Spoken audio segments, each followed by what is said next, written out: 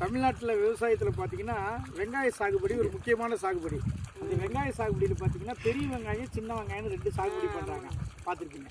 பெரிய வெங்காயம்லாம் பார்த்தீங்கன்னா பல்லடம், தாராபுரம், அந்த ஏரியா உடுமலைப்பேட்டை அந்த ஏரியாவில் பெரிய வெங்காயம் வருது. அது 6 மாதம் பயிர். இது வந்து நீங்கள் இப்போ வெங்காயம் எத்தனை வருஷமாக போடுறீங்க?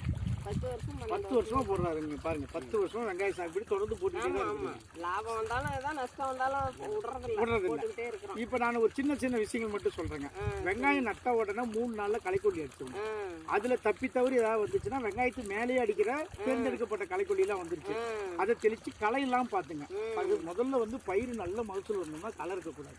இந்த மாதிரி அகன்றைகள்லாம் களை இருக்கக்கூடாது. இதெல்லாம் உங்களுக்கு உடம்பு சரியில்லைனாலும் நீங்க வெட்டாம விட்டீங்க, இல்லைன்னா நேற்று அடிச்சிட்டீங்க பாருங்க. அதனால பாருங்க, மேல அடிக்கிற களைக்கொல்லி அடிச்சிருக்கிறாங்க.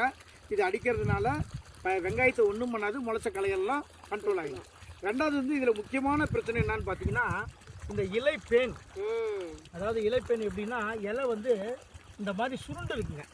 நுனி வந்து இப்படி சுருண்டு போயிடும். இந்த பாருங்க, தெரியுங்களா?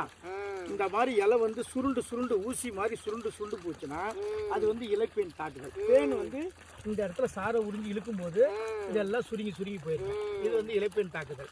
ரெண்டாவது பிரச்சனை பார்த்தீங்கன்னா இலை கருகள், லீவ் பிளாட்ச்னு சொல்லுவாங்க. இந்த நடு இடத்துல புள்ளியா கருப்பா ஒரு புள்ளி விழுந்தோன்னு இந்த இலை மடங்கு. இது வந்து இலைக்கருகள்னு சொல்லுவாங்க. இது ரெண்டாவது பிரச்சனை. மூணாவது முக்கியமான பிரச்சனை இந்த இவங்க சொன்னாங்க இதுக்குன்னா கோழிக்கால் நோய், பல்ப் ராட்டுன்னு சொல்லுவாங்க. கோழிக்கால் நோய், இந்த கோழிக்கால் நோய் வந்துருச்சுன்னா வெங்காயம் வந்து அப்படியே இது மாதிரி அழுகி போயிடும். இது வந்து கோழிக்கால் நோய் நம்ம பக்கம் சொல்லுவாங்க. இது 3 வராமல் இருக்கிறதுக்கு முன்னெச்சரிக்கையாக தடுப்பு பண்ணுங்க. இந்த வெங்காயத்தை வந்து விதை வெங்காயம் வாங்கிட்டு வரும்போது அந்த வெங்காயத்தை மருந்தில் நனைச்சி பயன்படுத்துங்க. மருந்தில் நினச்சி பயன்படுத்திங்கன்னா இது விதை மூலம் வர நோய். அதனால இந்த வெங்காயத்தில் இது பரவாயில்ல. அந்த இலைப்பேனுக்கு கருகளுக்கு தகுந்த நேரத்தில் குறைவான மருந்தை பயன்படுத்தி சரியான நேரத்தில் மருந்து எடுத்தீங்கன்னா வெங்காயம் வந்து ஒரு நல்ல பயிர், நல்ல மகசூல். வேறு ஏதாவது உங்களுக்கு சந்தேகம் இருக்குல்ல? இல்லை. ரைட், நன்றி, வணக்கம்.